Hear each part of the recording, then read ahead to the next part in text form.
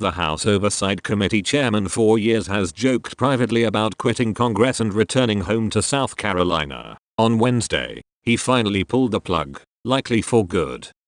A rising star that many Republicans once considered a dark horse for Speaker of the House, Gowdy announced Wednesday he would not seek re-election or any political office and would instead return to the justice system. Sources close to him say he wants to return home, practice law and maybe teach and write a book with his friend Senator Tim Scott.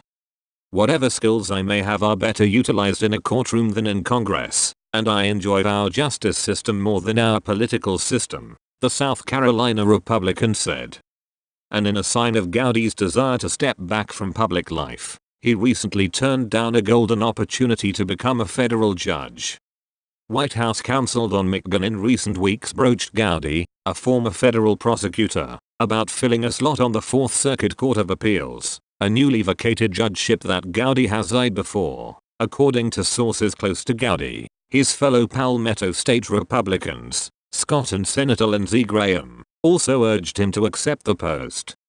But Gowdy, who's long complained about the increasingly toxic nature of politics, turned down the position, the sources said.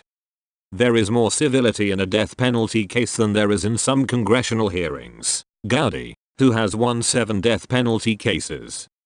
Gowdy will become the 8th current chairman to depart Congress, but his decision is an extra blow to Speaker Paul Ryan, who often seeks Gowdy's counsel on legal matters. Most recently, Gowdy has advised the Wisconsin Republican on how to navigate the increasingly partisan Russia investigation into President Donald Trump, and how to balance the GOP conference's demand for scalps at the FBI.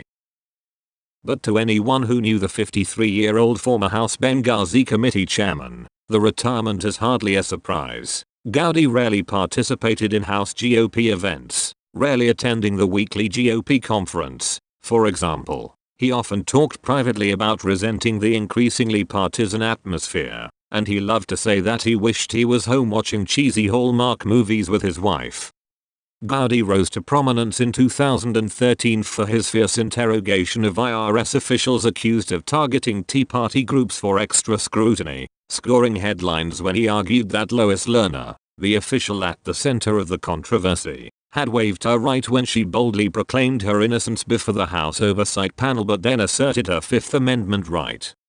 The House ultimately held Lerner in contempt of Congress for refusing to answer questions about how conservative non-profits applying for tax-exempt status were treated under the Obama administration. Former Speaker John Boehner later appointed Gowdy to lead the House Benghazi Committee, a select panel charged with investigating the deaths of 4 Americans, including former U.S. Ambassador Christopher Stevens, in Libya.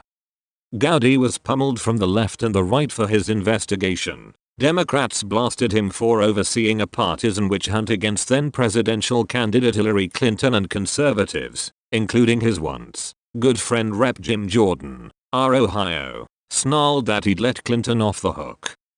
Trump also knocked Gowdy for refusing to hold Clinton's feet to the fire, calling him the Benghazi loser. Gowdy, however, said his investigation wasn't going to make assumptions he couldn't prove.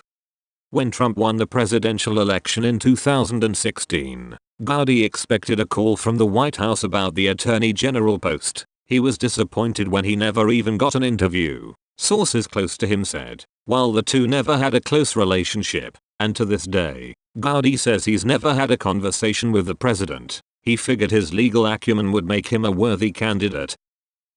Earlier this year, Republicans voted for Gowdy to lead the House Oversight Committee. Since then, his panel has overseen part of the Russia controversy, though most of his work on the matter has been focused in the House Intelligence Committee, a panel on which he is also a member. Gowdy has found himself butting heads in recent months with Intelligence Chairman Devin Nunes, Arcaliff, and other pro-Trump Republicans who have hinted at corruption at the FBI. He's expressed concerns about anti-Trump texts by some FBI officials, and he has said on TV that Congress has a duty to oversee the agency, but behind the scenes he's had to rein in some of his conservative colleagues who want to undercut the entirety of the Justice Department, which he views as essential to American life.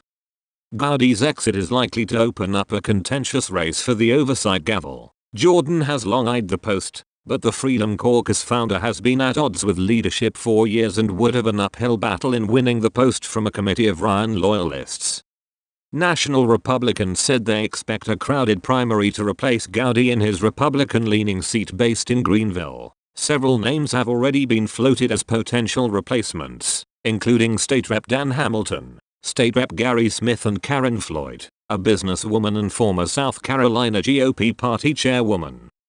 Minutes after Gowdy's announcement, Spartanburg County Republican chairman and talk radio host Josh Kimbrell posted on Facebook that he was exploring a run to keep the 4th district on the national stage in the conservative fight.